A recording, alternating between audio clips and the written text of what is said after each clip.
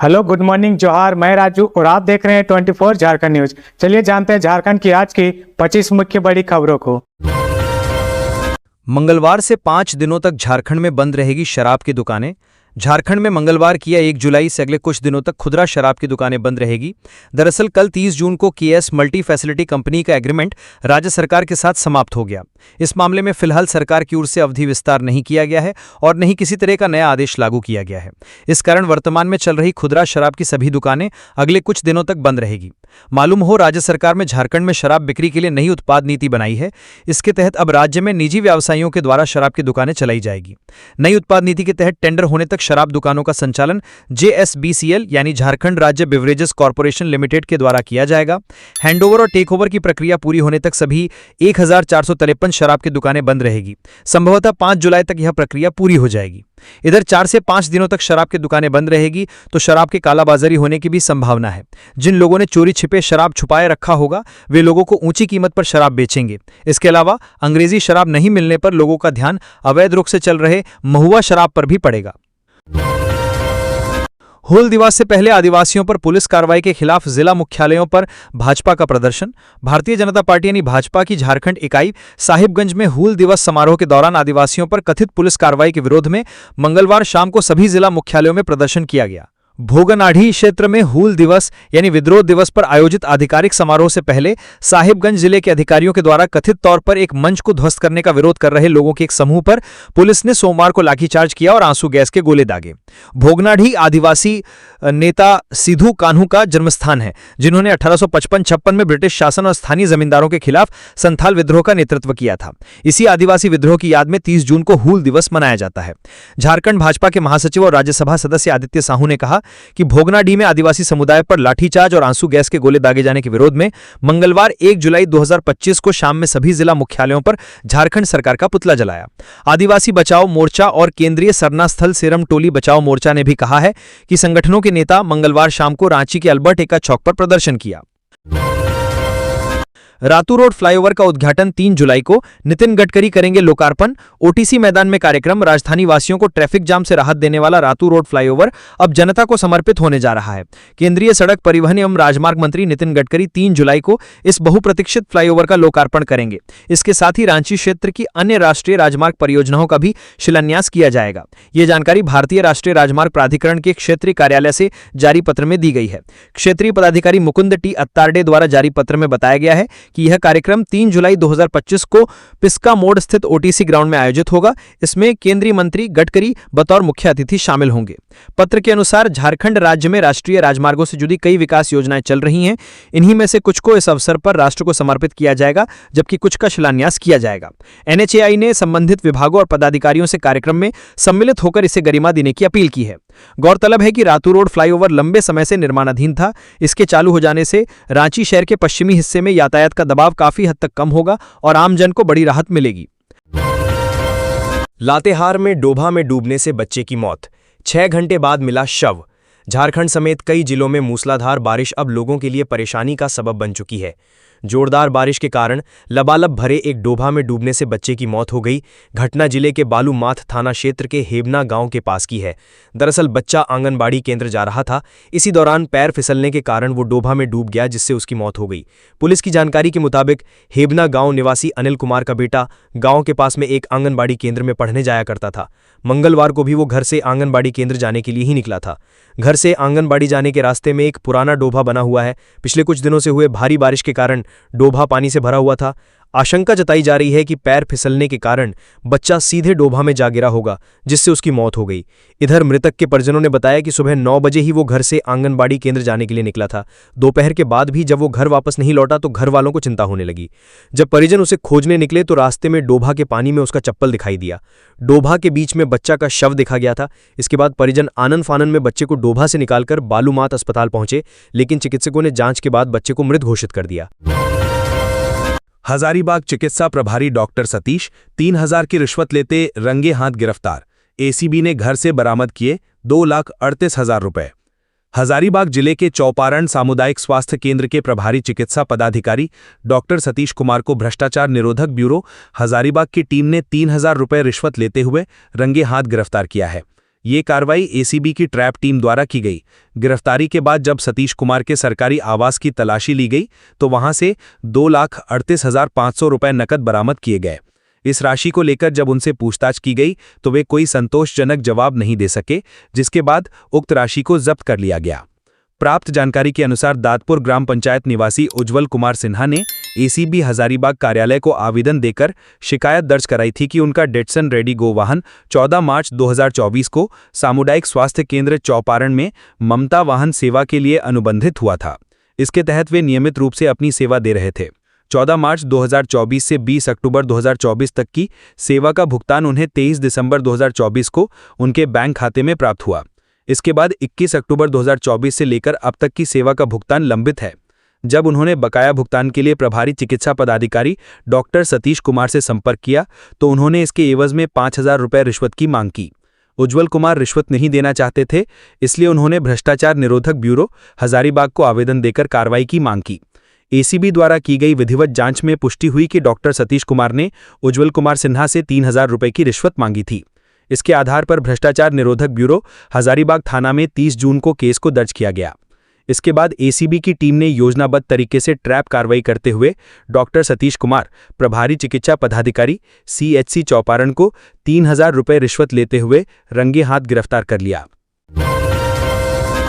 केंद्र के निर्देश पर मंगलवार से 31 जुलाई तक झारखंड के शहरों में शुरू हुआ सफाई अभियान।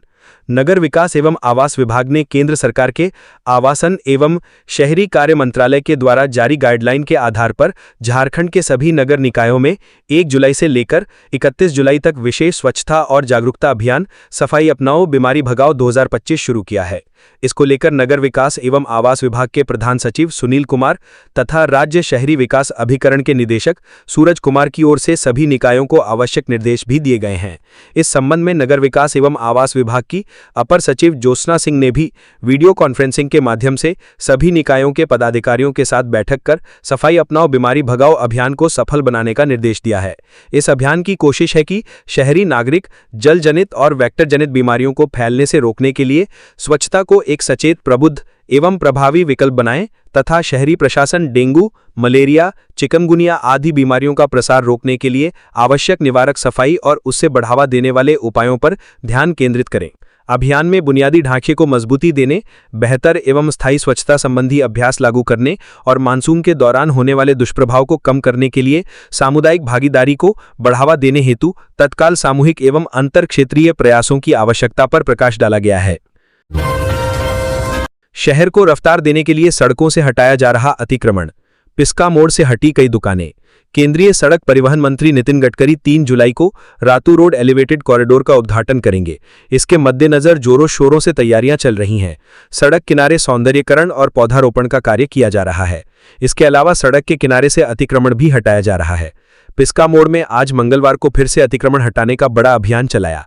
इस दौरान नगर निगम की टीम ने सड़क किनारे लगे सब्जी के ठेले, मछली बाजार और छोटी दुकानों को हटाया। पिस्का मोड़ के आसपास सड़क किनारे से सभी दुकानों को हटाया गया। इस दौरान नगर निगम की टीम को कुछ दुकानदारों के विरोध का भी सामना करना पड़ा। जो दुकानदार खुद से नहीं हटे उन्हें निगम की टीम और प्रशासन ने सख्ती से हटाया। वहीं कुछ लोगों ने खुद ही अपनी दुकानें समेट लीं और निगम का साथ दिया। फ्लाईओवर शुरू होने से पहले आसपास के इलाकों को अतिक्रमण मुक्त किया जा रहा है ताकि लोगों को आवागमन में किसी तरह की परेशानी न हो। सड़क किनारे लगने वाली दुकानों से जाम की स्थिति बन सकती है। इस दौरान निगम के एक अधिकारी ने बताया कि फ्लाईओवर शुरू होने के बाद लोगों को जाम से काफी राहत मिलेगी, लेकिन इसके लिए रास्तों से अतिक्रमण हटाना काफी आवश्यक है। आपदा से प्रभावित लोगों को लेकर सरकार अलर्ट। मंत्री इरफान अंसारी ने सभी विधायकों और मंत्रियों को लिखा पत्र। झारखंड में बीते कई दिनों से लगातार हो रही अतिवृष्टि यानी भारी से अत्यधिक भारी बारिश से राज्य के कई जिलों में आम जनजीवन प्रभावित हुआ है। ऐसे में राज्य के स्वास्थ्य, खाद्य आपूर्ति एवं आपदा प्रबंधन मंत्री इरफान अंसारी ने इस गंभीर स्थिति को देखते हुए राज्य के सभी विधायकों और मंत्रियों को एक पत्र लिखा है। इस पत्र में आपदा प्रबंधन मंत्री ने सभी मंत्रियों और विधायकों से अपने अपने क्षेत्र में तत्काल राहत कार्यों की निगरानी और सक्रिय भागीदारी की अपील की है। मंत्री इरफान अंसारी ने कहा कि अतिवृष्टि के कारण जनमानस और संपत्ति की जो क्षति हुई है उसका त्वरित आकलन कर राज्य सरकार तक रिपोर्ट भेजना अति आवश्यक है ताकि प्रभावित परिवारों को शीघ्र मुआवजा उपलब्ध कराया जा सके। उन्होंने सभी विधायकों से आग्रह किया है कि वे अपने अपने जिला उपायुक्तों और प्रशासनिक पदाधिकारियों के साथ आपात बैठक आयोजित कर भारी बारिश से हुई क्षति का समुचित सर्वेक्षण कराएं। साथ ही इसकी विस्तृत रिपोर्ट झारखंड सरकार के आपदा प्रबंधन विभाग को तत्काल भेजें। मंत्री इरफान अंसारी ने यह भी स्पष्ट किया है कि राज्य सरकार प्रभावित लोगों को हर संभव मदद पहुंचाने के लिए कृत संकल्पित है। इसमें किसी भी प्रकार की लापरवाही या विलंब बर्दाश्त नहीं की जाएगी। आपदा की इस घड़ी में जनप्रतिनिधियों की सक्रियता और संवेदनशीलता ही जनता के विश्वास को मजबूत करेगी। उन्होंने सभी जनप्रतिनिधियों से अपेक्षा की कि वे राहत और पुनर्वास कार्यों में पूरी तन्मयता से भाग लेंगे ताकि राज्य के प्रभावित नागरिकों को त्वरित सहायता दी जा सके। माओवादी संगठन को मजबूत करने की साजिश रचने वाले के खिलाफ कार्रवाई। एनआईए ने दाखिल की चार्जशीट। राष्ट्रीय जांच एजेंसी यानी एनआईए ने झारखंड में प्रतिबंधित भाकपा माओवादी संगठन को फिर से खड़ा करने की साजिश में शामिल होने के आरोप में प्रतिबंधित नक्सली संगठन के प्रमुख कार्यकर्ता के खिलाफ आरोप पत्र दाखिल किया है। सोमवार को रांची में एनआईए की विशेष अदालत के समक्ष RC 3/2023 एनआईए आरएनसी मामले में बच्चा सिंह उर्फ बच्चा बाबू सिंह उर्फ मुकेश के खिलाफ पूरक आरोप पत्र दाखिल किया गया। यह मामला मूल रूप से जुलाई 2022 में प्रतिबंधित संगठन की भाकपा माओवादी के 3 नक्सली कुरियर या कैडर के खिलाफ दर्ज किया गया था, जिन्हें आपत्तिजनक पत्रों की जब्ती के बाद चाईबासा में गिरफ्तार किया गया था। यह जानकारी एनआईए की ओर से प्रेस रिलीज के माध्यम से साझा की गई है। दरअसल अगस्त 2023 में जांच का जिम्मा संभालने वाली एनआईए ने बच्चा सिंह समेत कुल 9 आरोपियों के खिलाफ फिर से मामला दर्ज किया था। आरोपियों में से एक लाजिम अंसारी की जून 2023 में पुलिस मुठभेड़ में मौत हो गई थी। आगे की जांच से पता चला कि बच्चा भाकपा माओवादी और उसके टॉप नेताओं के साथ सक्रिय रूप से जुड़ा हुआ था। वो झारखंड और अन्य स्थानों पर आतंकी संगठन को फैलाने और मजबूत करने के उद्देश्यों से धन इकट्ठा करने और अन्य आपत्तिजनक गतिविधियों में शामिल था। इस मामले में आगे की जांच जारी है। विधायक शशिभूषण मेहता साइबर ठगी का शिकार। फॉर्च्यूनर का झांसा देकर उड़ाए 1,27,000 रुपए। पांकी विधायक कुशवाहा शशिभूषण मेहता साइबर ठगी का शिकार हो गए हैं। गाड़ी की नीलामी में हिस्सा दिलाने का झांसा देकर ठगों ने विधायक से 1,27,000 रुपए की ठगी कर ली। इस मामले में उन्होंने साइबर थाना में 3 लोगों के खिलाफ शिकायत दर्ज की है। पुलिस मामले की जांच कर रही है। विधायक ने बताया कि जब यह ठगी हुई तब वे मुंबई में लोकसभा की प्राक्कलन समिति की बैठक में शामिल होने गए थे। ठगों ने उनसे कहा कि एक गाड़ी की नीलामी हो रही है जिसमें उन्हें हिस्सा लेना है, तो कुल कीमत का 10% यानी 1,27,000 रुपए देना होगा। इसके बाद विधायक ने यह काम अपने निजी सहायक सरोज कुमार चटर्जी से ट्रांसफर करवा दिया। पैसे देने के बाद ठगों ने उन्हें एक फर्जी रसीद भी भेज दी और फिर मोबाइल स्विच ऑफ कर लिया। विधायक ने बताया कि 26 जून की सुबह करीब 9 बजे उनके मोबाइल पर रितेश नाम का एक शख्स का कॉल आया। उसने खुद को जीएसटी अधिकारी बताया और कहा कि पश्चिम बंगाल के माल्टा के जब्त गाड़ियों की नीलामी हो रही है। उसने विधायक को व्हाट्सएप पर गाड़ियों की तस्वीरें भेजी, जिनमें एक फॉर्च्यूनर गाड़ी भी थी जिसकी कीमत 12,70,000 रुपए बताई गई। रितेश ने कहा कि नीलामी में भाग लेने के लिए 10% एडवांस देना होगा। 8,000 करोड़ से तैयार होगा रांची वाराणसी नेशनल हाईवे। केंद्रीय मंत्री 3 जुलाई को करेंगे उद्घाटन। करीब 8,000 करोड़ की लागत से रांची वाराणसी नेशनल हाईवे का 4 लेन का निर्माण कार्य पूरा किया जाना है। राष्ट्रीय राजमार्ग का पहले नेशनल हाईवे 75 के नाम से जाना जाता था, अब इसका नाम बदलकर नेशनल हाईवे 39 हो गया है। रांची वाराणसी नेशनल हाईवे का निर्माण कार्य 6 अलग अलग चरणों में किया जाना है। राष्ट्रीय राजमार्ग का पहले चरण का निर्माण कार्य रांची से कुरू तक पूरा हो गया है। दूसरे चरण का निर्माण कार्य पलामू के शंखा से गढ़वा के खजूरी तक होना है। यह निर्माण कार्य भी पूरा हो गया है। नेशनल हाईवे 39 को गढ़वा बाईपास के नाम से भी जाना जाता है। केंद्रीय सड़क परिवहन एवं राजमार्ग मंत्री नितिन गडकरी 3 जुलाई 2025 को इसका उद्घाटन करेंगे। नेशनल हाईवे को लेकर पलामू सांसद विष्णु दयाल राम ने मंगलवार को प्रेस कॉन्फ्रेंस किया। पलामू सांसद ने बताया कि गढ़वा बाईपास का निर्माण पूरा होने से लोगों को बहुत बड़ी जाम की समस्या से निजात मिलेगी। सांसद ने कहा कि केंद्रीय मंत्री कार्यक्रम को लेकर तैयारी पूरी कर ली गई है। उन्होंने लोगों से कार्यक्रम में भाग लेने के लिए अपील की है। सांसद ने बताया कि नेशनल हाईवे 39 का निर्माण कार्य 6 चरणों में पूरा किया जाना है। सांसद ने कहा कि केंद्रीय मंत्री गढ़वा में कार्यक्रम के दौरान कई घोषणाएं करेंगे। बीसीसीएल ने ग्रामीणों को शिफ्टिंग का आश्वासन दिया, लोगों में असंतोष, आंदोलन की चेतावनी। त्रिपक्षीय वार्ता के बाद प्रबंधन ने बीसीसीएल एरिया 4 के कांटा पहाड़ी में संचालित एएमपीएल आउटसोर्सिंग माइंस के विस्तारीकरण में आ रही समस्याओं को दूर करने का दावा किया है, लेकिन ग्रामीणों में बीसीसीएल प्रबंधन के प्रति अभी भी असंतोष है। उन्हें अपने आशियाने की चिंता सता रही है। बीसीसीएल प्रबंधन के द्वारा अन्यत्र बसाने का ग्रामीणों को आश्वासन दिया गया है, लेकिन ग्रामीण लिखित में मांग कर रहे हैं। इस बीच ग्रामीणों ने फिर से आंदोलन की चेतावनी दे डाली है। दरअसल माइंस के समीप केशलपुर कुम्हार बस्ती है जो करीब 100 वर्ष पुरानी है, जहां हजारों परिवार रहते हैं। ग्रामीण पिछले 2 दशकों से भूधंसान का दंश झेल रहे हैं। यहां के लोगों पर मौत का साया हमेशा मंडराते रहता है। यहां के लोगों को विस्थापित करने को लेकर कई मुद्दों पर ग्रामीण और स्थानीय बीसीसीएल प्रबंधन के बीच तनातनी बनी हुई है। पिछले दिनों परियोजना विस्तारीकरण को लेकर ग्रामीणों, पुलिस और सीआईएसएफ के बीच झड़प हुई थी। पुलिस के द्वारा बस्ती के लोगों पर लाठीचार्ज कर दिया गया था। ग्रामीणों ने कहा कि यह वार्ता का दौर नया नहीं है। वार्ता हमेशा होती है जिसमें सिर्फ आश्वासन मिलता है, लेकिन बसाने का काम नहीं किया जाता है। सभी शर्त पूरी हो जाने पर ही वार्ता सफल मानी जा सकती है। बिना शिफ्ट किए अगर परियोजना का विस्तारीकरण करेंगे तो हम फिर से आंदोलन को बाध्य होंगे। पुल की रेलिंग तोड़ बराकर नदी में गिरा मालवाहक, 4 घंटे तक बाढ़ में फंसा रहा चालक। डुमरी गिरिडीह पथ पर एक बड़ी घटना घटी है। यहां बराकर नदी के पुल का रेलिंग तोड़ते हुए एक मालवाहक 40 फीट नीचे जा गिरा। वाहन के गिरने के बाद चालक किसी तरह से मालवाहक के टायर के ऊपर आ गया और लगभग 4 घंटे तक नदी की तेज धार में फंसा रहा। हालांकि सूचना पर पहुंची पुलिस की सजगता और स्थानीय किशोर और युवकों की दलेरी के कारण चालक की जान बच गई। घटना को लेकर कोडरमा के जयनगर थाना इलाके के कठाड़ी बस्ती निवासी वाहन चालक अखिल नवाज खाना ने बताया कि रात में वह ट्रेलर पर पाइप लाद कर जा रहा था।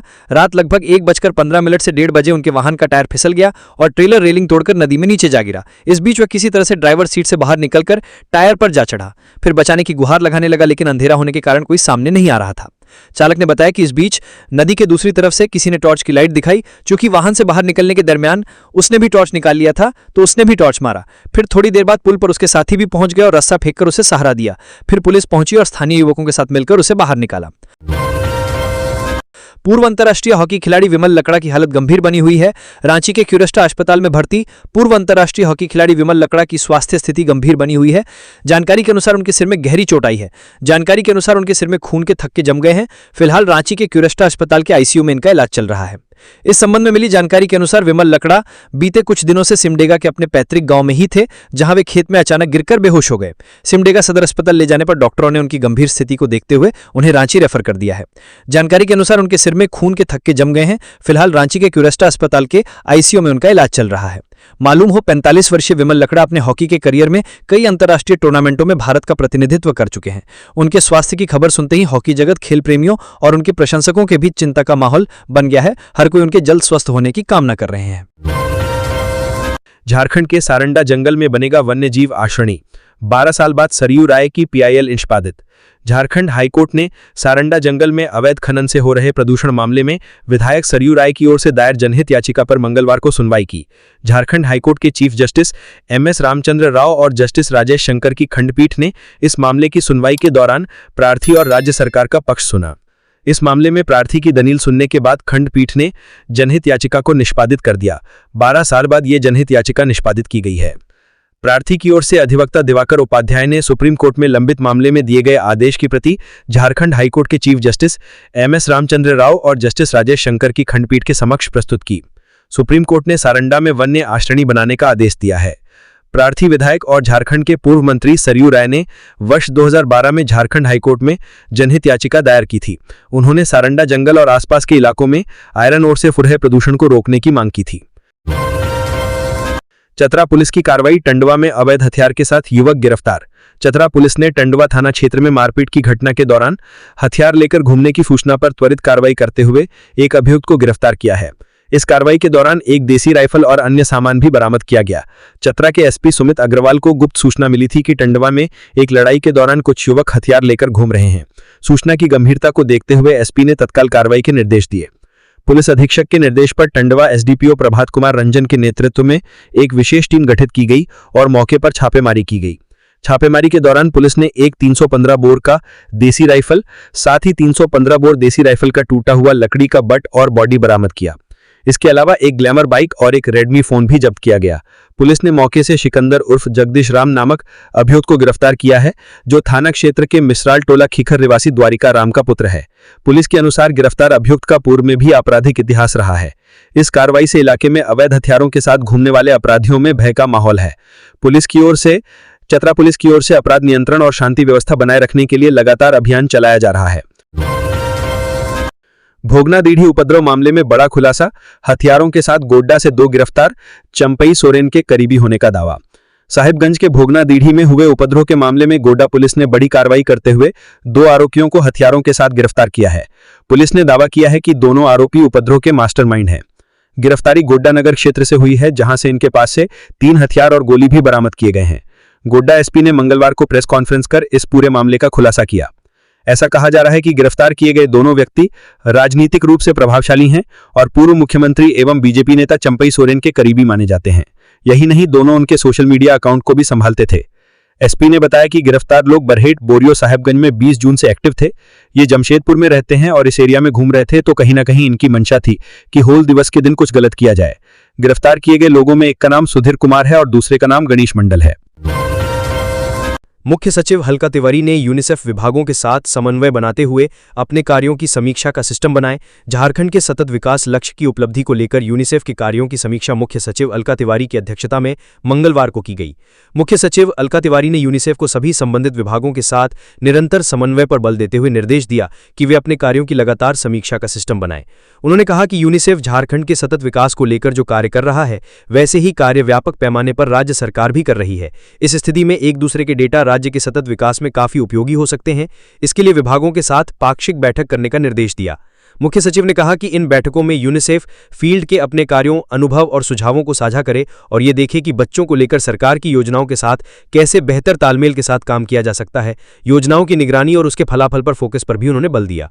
उन्होंने यूनिसेफ से कहा कि वे सामाजिक प्रक्षेत्र में अन्य राज्यों में जो बेहतर कार्य हो रहे हैं उनका अध्ययन विश्लेषण करें और उसका क्रियान्वयन झारखंड में कैसे किया जा सकता है, इसका ब्लूप्रिंट बनाएं। उन्होंने योजना विभाग के साथ एक पोर्टल पर डेटा साझा करने का निर्देश दिया ताकि डेटा मिसमैच नहीं हो। मुख्य सचिव ने पोषण से जुड़ी समस्याओं पर फोकस करने के साथ हाशिए पर खड़े लोगों के सतत विकास पर फोकस करने को कहा। मुख्य सचिव ने हाथ की सफाई को लेकर जागरूकता पैदा करने के लिए यूनिसेफ की प्रशंसा करते हुए कहा कि पोषण के साथ स्वास्थ्य, शिक्षा, सामाजिक सुरक्षा आदि के क्षेत्र में भी संबंधित विभागों के साथ समन्वय कर लोगों को जागरूक और सक्षम बनाए। उसके पहले यूनिसेफ ने झारखंड में बच्चों को लेकर किए जा रहे कार्यों और उपलब्धियों को लेकर प्रेजेंटेशन के माध्यम से विस्तृत जानकारी दी। समीक्षा बैठक में सचिव मस्त राम मीणा, मनोज कुमार, मुकेश कुमार, उमाशंकर सिंह, नेहा अरोड़ा और यूनिसेफ की झारखंड प्रमुख कनिनिका मित्रा और उनके सहयोगी उपस्थित थे। श्रावणी मेला को लेकर देवघर के कारोबारियों को काफी उम्मीद, प्रशासन से सुविधा मुहैया कराने की अपील। सावन का महीना आते ही देवघर जिले में रहने वाले लोगों के चेहरे पर खुशी दिखने लगती है, क्योंकि श्रावणी मेले में आने वाले लाखों श्रद्धालुओं से पूरे देवघर के बाजार में 1000 करोड़ से 3000 करोड़ तक के कारोबार होने की संभावना रहती है। देवघर आने वाले श्रद्धालुओं के लिए स्थानीय लोग अपने अपने दुकान लगाकर लाखों की कमाई करते हैं। वहीं जिन लोगों का होटल या फिर धर्मशाला का व्यापार है, उनका कारोबार भी श्रावणी मेला आते ही 2 गुना से 3 गुना हो जाता है। श्रावणी मेला में तैयारी को लेकर संथाल क्षेत्र के चैंबर ऑफ कॉमर्स के अध्यक्ष गोपाल कृष्ण शर्मा ने बताया कि सावन और भादों के महीने में हर चीजों की सप्लाई बढ़ जाती है, क्योंकि इस 2 महीने के दौरान पूरे शहर में 45 से 50 लाख लोगों का आगमन होता है, जिससे होटल संचालकों के लिए ये 2 महीना काफी खास होता है। इस 2 महीने में जिला प्रशासन की तरफ से ये हिदायत रहती है कि कोई भी होटल संचालक प्रशासन की तरफ से तय किए गए रेट से ज्यादा ना ले। सावन के महीने में देवघर पहुंचने वाले श्रद्धालु रात्रि विश्राम करने के लिए होटल बुक करते हैं। श्रद्धालुओं की भारी संख्या को देखते हुए कई बार होटल संचालक तय किए गए दर से ज्यादा दर में होटल बुक करवाते हैं, जिससे कहीं न कहीं श्रद्धालुओं को आर्थिक नुकसान होता है। इसलिए जिला प्रशासन की तरफ से होटल संचालकों को सख्त हिदायत दी जाती है कि होटल की बुकिंग रेट में कोई बदलाव ना हो। साथ ही अपने होटल गेट के आगे रेट चार्ट अवश्य लगाएं। चैंबर ऑफ कॉमर्स के लोगों ने कहा कि सावन महीने के दौरान पूरा देवघर एक इंडस्ट्री एरिया में तब्दील हो जाता है। पूरे देवघर में पेड़ा, माला, सिंदूर, फूल, बेलपत्र और होटल और रेस्टोरेंट से जुड़े कारोबारियों को काफी लाभ होता है। इसीलिए सावन का महीना देवघर में रहने वाले कारोबारी को काफी पसंद है। झारखंड एकेडमिक काउंसिल ने जारी किया 11वीं का रिजल्ट, 98.57% छात्र प्रमोट। झारखंड एकेडमिक काउंसिल ने वर्ष 2025 के कक्षा 11वीं का परीक्षा परिणाम जारी कर दिया है। राज्य भर में 98.57% छात्र छात्राएं अगली कक्षा में प्रमोट कर दिए गए हैं। परिणाम में लड़कियों का प्रदर्शन इस वर्ष भी सराहनीय रहा है। अधिकांश जिलों में सफलता का प्रतिशत 98% से अधिक रहा, जबकि कुछ जिलों के छात्रों का रिजल्ट 99% से ऊपर रहा है। जैक कार्यालय से मिली जानकारी के अनुसार राज्य भर से इस वर्ष कक्षा 11वीं में कुल 60,390 छात्रों का नामांकन हुआ था, जिनमें से 58,834 छात्र परीक्षा में शामिल हुए थे। कुल 57,998 विद्यार्थियों को अगली कक्षा में प्रमोट किया गया है। परिणाम का कुल प्रमोशन प्रतिशत 98.57% रहा, जो पिछले वर्ष की तुलना में बेहतर माना जा रहा है। अनुपस्थित रहने वाले छात्रों की संख्या 1,556 रही। जैक अध्यक्ष डॉक्टर नटवा हांसदा के अनुसार परिणाम पूरी तरह से पारदर्शिता से तैयार की गई है। जिन छात्रों का परिणाम रोक दिया गया है या जो निष्कासित हुए हैं, उनकी विस्तृत जांच की जाएगी। संबंधित स्कूलों को निर्देश दिया गया है कि वे छात्रों को व्यक्तिगत रूप से उनके प्रमोशन की जानकारी दें। छात्र जैक की आधिकारिक वेबसाइट पर जाकर नाम, रोल नंबर और स्कूल कोड के माध्यम से अपना प्रमोशन स्टेटस चेक कर सकते हैं। झारखंड एसीएफ परीक्षा का एडमिट कार्ड जारी, ऐसे करें डाउनलोड। झारखंड लोक सेवा आयोग जेपीएससी ने assistant conservator of forest ACF 2025 के लिए एडमिट कार्ड जारी कर दिया है। जो उम्मीदवार इस परीक्षा में शामिल होने वाले हैं, वे आधिकारिक वेबसाइट jpsc.gov.in पर जाकर नीचे दिए गए आसान स्टेप से अपना एडमिट कार्ड डाउनलोड कर सकते हैं। एसीएफ परीक्षा का आयोजन 13 जुलाई 2025 को झारखंड के विभिन्न परीक्षा केंद्रों पर किया जाएगा। सभी उम्मीदवारों को परीक्षा केंद्र पर एडमिट कार्ड और वैध फोटो आईडी प्रूफ के साथ उपस्थित होना अनिवार्य है। एडमिट कार्ड में उम्मीदवार का नाम, रोल नंबर, परीक्षा केंद्र का पता और परीक्षा से जुड़ी महत्वपूर्ण निर्देश होते हैं। उम्मीदवारों को सलाह दी जाती है कि वे परीक्षा शुरू होने से कम 1 घंटा पहले केंद्र पर रिपोर्ट करें। किसी भी प्रकार के इलेक्ट्रॉनिक उपकरण जैसे मोबाइल, स्मार्ट वॉच आदि परीक्षा हॉल में ले जाना सख्त वर्जित है। जेपीएससी की यह परीक्षा झारखंड वन विभाग में असिस्टेंट कंजर्वेटर ऑफ फॉरेस्ट पद पर भर्ती की प्रक्रिया का हिस्सा है। चयन प्रक्रिया में लिखित परीक्षा और इंटरव्यू शामिल हैं। उम्मीदवारों को सलाह दी जाती है कि वे आगे की अपडेट्स के लिए जेपीएससी की वेबसाइट पर नजर बनाए रखें। झारखंड पुलिस की टाटा एआईजी के साथ बैठक, पुलिसकर्मियों ने कहा बीमा भुगतान में आ रही दिक्कतें। झारखंड पुलिस मुख्यालय सभागार में मंगलवार को राज्यकर्मी स्वास्थ्य बीमा योजना को लेकर एक अहम समीक्षा बैठक हुई। बैठक की अध्यक्षता पुलिस उप महानिरीक्षक कार्मिक सुरेंद्र कुमार झा ने की। इसमें टाटा एआईजी बीमा कंपनी के अधिकारी, Jharkhand police association, police men's association और पुलिस चतुर्थवर्गीय कर्मचारी संघ के प्रतिनिधि शामिल हुए। बैठक में टाटा एआईजी के वरिष्ठ प्रबंधक अमित सिंह समेत अन्य अधिकारी मौजूद थे। वहीं पुलिस संगठनों की ओर से राहुल कुमार मुर्मू, मोहम्मद मेहताब आलम, कर्ण कुमार सिंह, रमेश उरांव, बलराम ठाकुर और सुधीर थापा ने भाग लिया। बैठक में यह मुद्दा प्रमुखता से उठा कि अस्पताल में भर्ती होने पर पुलिसकर्मियों को बीमा योजना का लाभ लेने में कई कठिनाइयों का सामना करना पड़ रहा है। पुलिस संगठनों ने शिकायत की कि राज्य सरकार और बीमा कंपनी के बीच हुए समझौते एमओयू के बावजूद कई दावों के निपटारे में देरी हो रही है। इस पर डीआईजी कार्मिक ने सभी पक्षों की बात गंभीरता से सुनी और जल्द समाधान का भरोसा दिलाया। बैठक का उद्देश्य बीमा सुविधा को अधिक प्रभावी और सुगम बनाना था ताकि पुलिस कर्मियों को इलाज के दौरान किसी प्रकार की परेशानी ना हो। 2 जुलाई को समूचे झारखंड में होगी बारिश, इन 4 जिलों के लिए भारी वर्षा की चेतावनी। बुधवार 2 जुलाई को समूचे झारखंड में वर्षा होगी। मौसम विभाग ने यह जानकारी दी है। साथ ही कहा है कि झारखंड के 4 जिलों में भारी वर्षा होगी। इन चारों जिलों के लिए मौसम केंद्र रांची ने येलो अलर्ट जारी कर दिया है। साथ ही लोगों से कहा है कि वे सावधान और सतर्क रहें। मौसम विभाग के मुताबिक राज्य के उत्तर पश्चिमी और उत्तर मध्य भागों में कहीं कहीं पर बहुत भारी वर्षा होने की संभावना है। इन इलाकों में चतरा, लातेहार, हजारीबाग और रामगढ़ जिले आते हैं। इन चारों जिलों के लोगों को विशेष सावधानी बरतने की जरूरत है। मौसम विभाग ने कहा है कि झारखंड में कुछ जगहों पर गर्जन के साथ वज्रपात होने की भी संभावना है। राज्य में अगले 5 दिन तक अधिकतम तापमान में किसी बड़े बदलाव की संभावना नहीं है। 2 जुलाई को पूरे राज्य में हल्के से मध्यम दर्जे की वर्षा होने की प्रबल संभावना है। झारखंड में आज 329 शराब दुकानों के हस्तांतरण का काम शुरू हुआ। झारखंड में 1 जुलाई से खुदरा शराब दुकानों के हस्तांतरण का काम शुरू हुआ। पहले दिन पूरे राज्य में कुल 329 दुकानों के हस्तांतरण का काम शुरू किया गया। राज्य में शराब घोटाले का पर्दाफाश होने के बाद सरकार ने प्लेसमेंट एजेंसियों से 30 जून के बाद काम लेना बंद करने का आदेश दिया था। नई उत्पाद नीति लागू करने के लिए राज्य की 1453 शराब दुकानों को झारखंड राज्य बिवरेजेस कॉर्पोरेशन के हवाले करना जरूरी है, क्योंकि नई नीति में खुदरा शराब की बिक्री के लिए दुकानों के नीलाम करने का प्रावधान किया गया है। फिलहाल सरकार कॉर्पोरेशन के माध्यम से शराब की खुदरा बिक्री कर रही है। सरकार ने कॉर्पोरेशन की खुदरा शराब दुकानों को चलाने के लिए टेंडर के सहारे मैनपावर कंपनियों को चुनाव किया था। मैनपावर सप्लाई करने वाली कंपनियों को खुदरे में शराब बेचकर पैसा कॉर्पोरेशन के खाते में जमा करना था, लेकिन कुछ कंपनियों ने शराब की बिक्री का पूरा पैसा कॉर्पोरेशन के खाते में जमा नहीं किया। कुछ कंपनियों पर बकाया उनके द्वारा दी गई बैंक गारंटी की राशि से अधिक हो गया, जबकि कुछ कंपनियों ने फर्जी बैंक गारंटी के सहारे ही मैनपावर सप्लाई का काम शुरू कर दिया। नक्सल मुद्दे को लेकर पुलिस मुख्यालय में समीक्षा बैठक, कई जिलों के आला अधिकारी शामिल हुए। झारखंड में नक्सलवाद के खिलाफ चलाए जा रहे अभियान को और अधिक प्रभावी बनाने के लिए रणनीति तैयार की जा रही है। इस संबंध में सीआरपीएफ के आईजी और झारखंड पुलिस के आईजी ऑपरेशन की अध्यक्षता में आज मंगलवार को समीक्षा बैठक हुई। बैठक वीडियो कॉन्फ्रेंसिंग के माध्यम से आयोजित की गई। गुमला, चाईबासा, लातेहार, पलामू, लोहरदगा, गढ़वा, चतरा, हजारीबाग, बोकारो, सरायकेला और खूंटी जिले के एसपी शामिल हुए। इसके अलावा संबंधित जोनल आईजी और रेंज के डीआईजी भी बैठक में उपस्थित हुए। खबर है कि बैठक में राज्य में नक्सलवाद की वर्तमान स्थिति का आकलन किया गया, माओवादियों और अन्य नक्सली समूहों के खिलाफ की जा रही कार्रवाई और उसके परिणामों की समीक्षा की गई। इसके अलावा नक्सलियों और उनके समर्थकों के बारे में जानकारी एकत्रित करने, आत्मसमर्पण करने वाले नक्सलियों को दी जाने वाली सुविधाओं की समीक्षा और बैठक में खुफिया विभाग से प्राप्त सूचनाओं के आधार पर की गई कार्रवाई की समीक्षा, नक्सलियों की संपत्ति जब्त करने की कार्रवाई की समीक्षा और नक्सल प्रभावित क्षेत्रों में संचार व्यवस्था की स्थिति जांच समेत कई अन्य बिंदुओं पर चर्चा हुई और उस पर दिशा निर्देश जारी किए गए। साहिबगंज में मुहर्रम 25 को लेकर जिला स्तरीय शांति समिति बैठक संपन्न, ड्रोन से होगी जुलूस की निगरानी। आगामी मुहर्रम 25 को शांतिपूर्ण और सौहार्दपूर्ण वातावरण में संपन्न कराने के उद्देश्य से मंगलवार को समाहरणालय सभागार में जिला स्तरीय शांति समिति की बैठक आयोजित की गई। इस बैठक की अध्यक्षता जिला दंडाधिकारी सह उपायुक्त हेमंत सती ने की। बैठक में पुलिस अधीक्षक अमित कुमार सिंह मुख्य रूप से उपस्थित रहे। मुहर्रम के अवसर पर जिले में शांति व्यवस्था बनाए रखने के लिए अधिकारियों को आवश्यक दिशा निर्देश दिए और सभी संबंधित विभागों को आपसी समन्वय के साथ कार्य करने को कहा। बैठक को संबोधित करते हुए उपायुक्त हेमंत सती ने कहा कि मुहर्रम के दौरान जुलूस, ताजिया यात्रा और अन्य धार्मिक गतिविधियों के समय विधि व्यवस्था सर्वोपरि है। उन्होंने कहा कि जिला प्रशासन सभी समुदायों की धार्मिक आस्थाओं का सम्मान करता है, लेकिन कानून व्यवस्था से किसी भी प्रकार का समझौता नहीं किया जाएगा। उन्होंने निर्देश दिया कि संवेदनशील क्षेत्रों की पहचान कर वहां अतिरिक्त पुलिस बल की तैनाती, सीसीटीवी कैमरे की निगरानी और फ्लैग मार्च जैसी व्यवस्था सुनिश्चित की जाए। साथ ही सोशल मीडिया पर अफवाह फैलाने वालों पर सख्ती से नजर रखने और आवश्यक कार्रवाई करने को कहा। पुलिस अधीक्षक अमित कुमार सिंह ने कहा कि जिले में शांति भंग करने की किसी भी कोशिश को बर्दाश्त नहीं किया जाएगा। उन्होंने सभी थाना प्रभारियों को निर्देशित किया कि वे स्थानीय स्तर पर शांति समिति की बैठकें करें और लोगों को सतर्क करें। पुलिस अधीक्षक ने यह भी कहा कि ड्रोन कैमरों के माध्यम से जुलूस की निगरानी की जाएगी। उन्होंने आम लोगों से अपील की कि वे किसी भी अफवाह पर ध्यान न दें और प्रशासन के साथ सहयोग करें। सिमडेगा पुलिस की बड़ी कार्रवाई, चर्च लूटकांड में शामिल अंतर्राज्यीय गिरोह के 5 अपराधी गिरफ्तार।